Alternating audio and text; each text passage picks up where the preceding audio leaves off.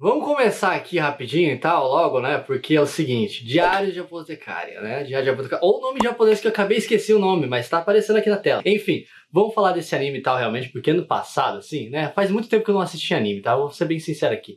E ano passado eu comecei a reassistir algumas coisas, comecei a ver os trend topics do Twitter, eu comecei a ver o que realmente estava funcionando. E realmente ano passado tinha muito anime fazendo sucesso. Tivemos Frieren, tivemos Dandadan, tivemos o que mais? Tinha Solo Leveling, tinha DDD Tank. E realmente um desses maiores sucessos foi Apotecária. Fiquei realmente entusiasmado e minha expectativa tá lá no alto. Será que minha expectativa foi suprida? Vem comigo, vamos dar uma olhada, vamos tentar dar uma analisada, vamos ver se funciona mesmo. Será que esse negócio é bom mesmo? Vamos falar de Apotecária rapidinho.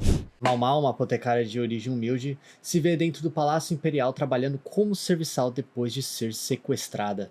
Nessa loucura, a jovem acaba se envolvendo no caso das misteriosas mortes recorrentes dos filhos do Imperador. A Apotecária tem realmente uma narrativa bem interessante, porque realmente a criação do anime, o mundo em volta da ambientação do anime, realmente é bem cativante. Você percebe as cores coloridas da China feudal, a China imperialista, né, como se pode falar, e realmente é bem cativante, as vestimentas e tudo e tal, como é feito. Um dos temas principais do anime fala sobre a hierarquia e uma crítica principal para esse tipo de sociedade lá na China, nessa questão hierárquica, patriarcal, né, e realmente tem esse quesito, uma das mensagens principais de Diário de uma Apotecária. Algo que realmente eu não pensava que ia ver em um anime nesse estilo. Então tem essa maneira de como fazer um respeito pelaquela cultura da China antiga, mas ao mesmo tempo não deixar de criticá-la pelo que foi feito no passado. A personagem Mal Mal, que vive nesse mundo que é totalmente contrário a ela, é o mais baixo na tabela hierárquica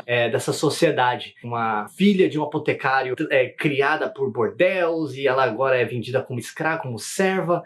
Então realmente tem essa questão de, opa, por exemplo, é uma personagem mais baixa que você pode imaginar nessa tabela hierárquica, mas que ao mesmo tempo está tentando, né, conseguir os seus corre, porque realmente não é o anime que ela quer ser a nova imperatriz da China ou quer ser uma general fodida, não, ela quer simplesmente viver, quer simplesmente, né, criar seu veneno doce de cada dia. É muito interessante de ver a perspectiva da própria Mal Mal para esse mundo criado, porque ela realmente vê tudo quase como se fosse um incômodo. No primeiro episódio ela é sequestrada e ela reage como se fosse um belo de um incômodo, apenas um incômodo. Olha, uma outra terça-feira da minha vida. Muitas das vezes esse tipo de assunto é tratado de uma maneira superfluamente séria, ou ao mesmo tempo simplesmente sendo ignorado. O Apotecário faz um trabalho muito bem de encontrar algo no meio, né? Tem uma sensação esperançosa visualmente, principalmente por causa das cores e por causa disso tudo que eu falei da direção, dessa visual da ambientação, e não apenas isso, como também as reações da Mal Mal, as reações dos outros personagens, de tentar conseguir viver pelo menos um pouco da vida nesse mundo que é totalmente contrário a elas, né? Ela é muito arrogante, ela é absurdamente egoísta e ao mesmo tempo ela ser um pouco empática com as pessoas ao redor que ela gosta. Então se ela não gosta de você, ela mandar para aquele lugar. E eu acho que isso é realmente, não quer dizer uma personagem super gostável, e eu acho que a Mal Mal não é uma personagem gostável. Ela tem momentos filosóficos sobre suicídio, momentos sobre autenticidade. Eu acho interessante de colocar que realmente o anime ele utiliza o humor para dar essa suavidade nessas questões um pouco mais sérias, mas ao mesmo tempo não deixa de discutir, não deixa de mostrar a seriedade dos assuntos, principalmente quando não acontece com relação à própria Mal Mal. Isso já vai dizendo, e já vou dar corda, principalmente para a direção, porque a direção tem momentos de brilhantismo sim. No episódio 1, por exemplo, um excelente momento de brilhantismo da direção é simplesmente uma imagem estática dela, da Mal Mal andando, e tem os portões abertos com dois seguranças lá, só que o portão está tudo com ferrolhos, mas os portões estão abertos, né? Então dá uma sensação de quase que uma falsa liberdade para a protagonista. Outro momento de brilhantismo no episódio 6, que acontece algo meio orgásmico. Eu não vou falar exatamente para não dar spoiler, porque é algo que me surpreendeu positivamente, porque eu imaginei, opa, ela é um pouco esquisita, mas no bom sentido da palavra. Realmente pelo que ela foi demonstrada. Você já sabia dessa personalidade dela, mas agora foi provado. Mas esses momentos de brilhantismo da direção duram muito pouco.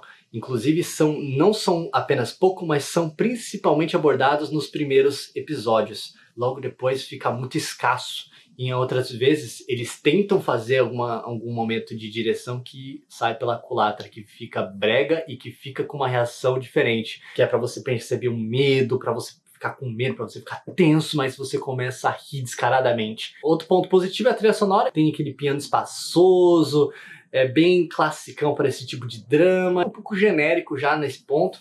Mas ao mesmo tempo não pode dizer que é mal tocado. É muito bem feito realmente, né? Os violinos com o piano realmente tem uma coesão que dá essa sensação de uma ordinariedade que tem algo de errado por aí, né? Não é algo bonito, mas ao mesmo tempo tem algo que está acontecendo que não está muito bom. Dá uma sensação muito como o tema mesmo principal do anime dá. Então realmente é um ponto positivo para a trilha sonora. Outra coisa positiva também é a dublagem. A dublagem é muito boa. Eu tenho que falar. Eu acho que a Inyo Asano... Eu não me lembro o nome dela. Inyo... Qual que é o nome dela? Tá aparecendo o nome da menina aqui. Puta que pariu. Que é a principal, né? Que faz a dublagem da Mau. Ela muito bem. Ela dá essa... ela utiliza muito bem essa parte mais arrogante, mas também ao mesmo tempo ela consegue dar essas criancices pra personagem pra criar um senso de humor um pouco mais aprazível. O tom é muito bom nesse anime pra meio que transitar entre serialidade e uma leveza narrativa. Isso principalmente pelo fato da direção, principalmente dada nos primeiros episódios. Agora vamos lá, falar sobre as partes negativas. Puta que pariu, eu tava querendo falar sobre isso. Vocês se lembram quando eu falei da direção de ter momentos de brilhantismo? Então, essa direção, depois de um tempo, fica totalmente irritante. E quando eu digo irritante, falta criatividade.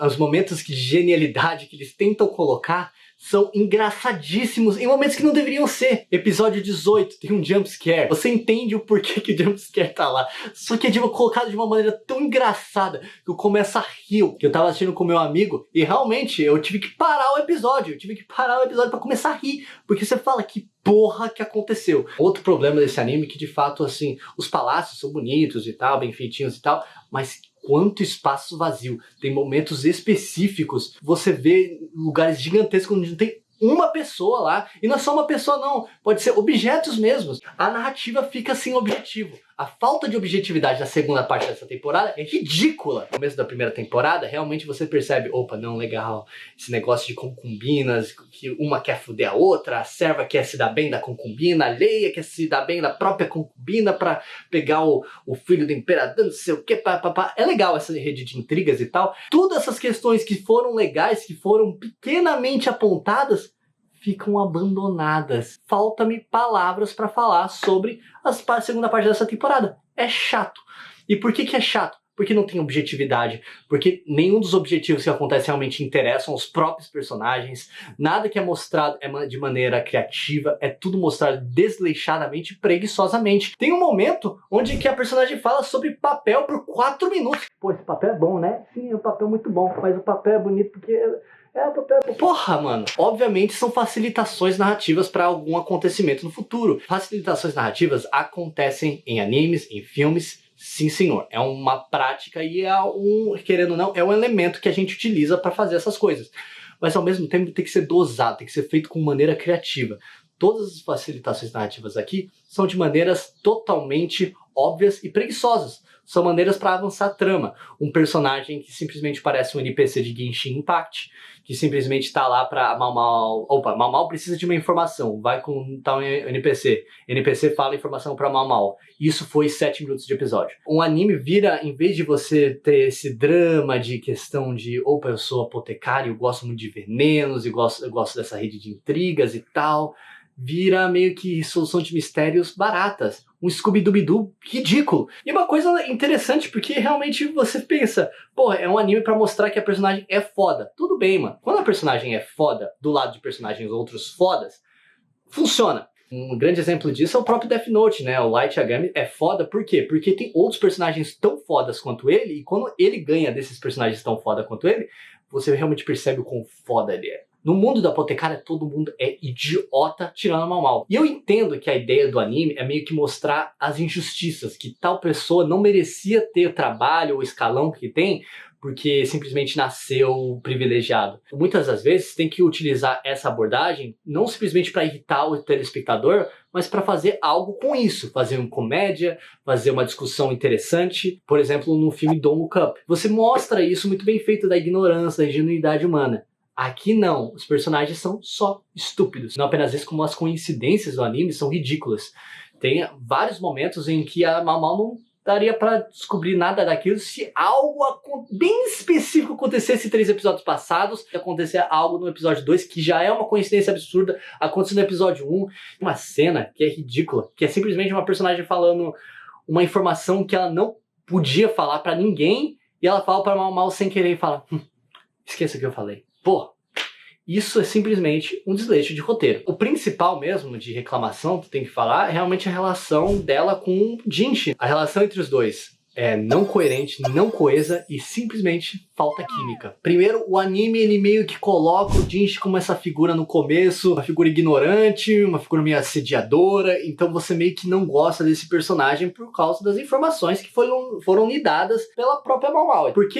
Então a direção faz meio que um trabalho oposto ao roteiro. Tenta mostrar e tenta forçar um senso de amizade entre os dois que não rola. Mas como vamos explorar isso no anime? Vamos colocar 7 minutos deles dois tentando ter um diálogo de amigo e tal, que simplesmente não funciona. O Jinchi não é uma pessoa legal, e quando ele você começa a entender as motivações dele, é como se fosse uma criança, ele tem ele trata a Mau Mau como se fosse um objeto e tal. Beleza, então quer dizer que você quer fazer ele mudar disso? Mudar essa perspectiva? Então comece a trabalhar isso, né? E, aliás, é um pouco contraditório. Em muitos momentos ela tá sendo burra. E você fala, pô, mas ela não é burra. Ela já demonstrou que ela não é burra. Mas por que ela tá fazendo... Por que ela tá sendo burra nesse momento? Por falta de coincidência, para tentar enganar o espectador, para tentar forçar um relacionamento entre os dois, sendo que o roteiro não quer forçar um relacionamento entre os dois. Um amigo meu, ele falou pra mim que parece até que foi escrito por 2 pessoas diferentes. E foi. O livro foi escrito por uma autora, tá escrito aqui, e o mangá e o anime foi escrito por outra. Não apenas essa estética também, como muito provavelmente no livro acontece algo muito melhor, que é o quê? Os pensamentos da Mau Mau. A Mau Mau é muito verborrágica. É muito verborrágica. E muitas das vezes não tem problema. Mas aqui tem. É tão verborrágica, mas tão verborrágica que você fala, para de falar. Eu não preciso que você fique falando que uma pessoa tá feliz, uma pessoa tá triste. A gente consegue ver, a gente consegue visualizar, a gente consegue ouvir. E tem uma cena e tal, onde você percebe que tal personagem parece com a outra, e você meio que entende exatamente o que é a relação entre um e o outro. Em um momento tão belíssimo, em que tá tudo silêncio, você entende exatamente a Mau Mau fala, nossa, eles dois se parecem. Se acontecesse uma vez ou outra, até que daria pra relevar. Isso acontece a cada 15 segundos. Mas enfim, Diários de Apotecário não é um anime ruim. É um anime ok. Acho que tem muitas qualidades positivas esse anime, mas também tem muitas qualidades negativas. Muitas das mensagens, os temas, e querendo ou não, a personagem principal, as motivações dela e tal, são bem escritas sim. São bem feitas, são bem dirigidas, e realmente tem muitos pontos positivos. Diário de Apotecária é um anime que realmente é intrigante, tem uma rede de intrigas muito inteligente, mas ao mesmo tempo erra em muitas questões de roteiro, obviedades, coincidências narrativas e facilitações narrativas. Eu acho que é um anime bom. Se você gosta desse tipo de drama e tal, até que posso recomendá-lo e tal. Eu não entendi muito bem porque tanta gente falou tão bem desse anime. Eu fiquei realmente bem surpreso quando eu descobri que tanta gente estava falando tão bem desse anime. Eu falei, ué. Um anime principalmente numa season tão boa como foi em 2024,